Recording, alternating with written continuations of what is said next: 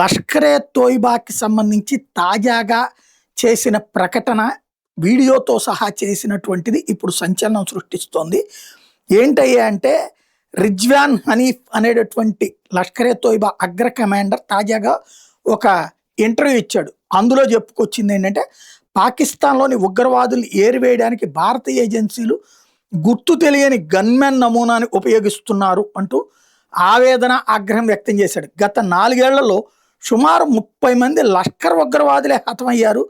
ఈ హత్యలు రావల్కోటు, రావల్సిండి, కరాచీ మరియు ఇతర ప్రదేశాల్లో జరిగినాయి. ఈ దాడులు రహస్యమైనవి, గుర్తించలేకపోతున్నాము. పాకిస్తాన్ ప్రభుత్వము గుర్తించలేకపోతుంది, పాకిస్తాన్ ఏజెన్సీలు గుర్తించలేకపోతున్నాయి, పాకిస్తాన్ ఐఎస్ఐ కూడా పట్టుకోలేకపోతుంది. పాకిస్తాన్లో ఉన్నటువంటి నిఘా వ్యవస్థలన్నీ ఫెయిల్ అవుతున్నాయి.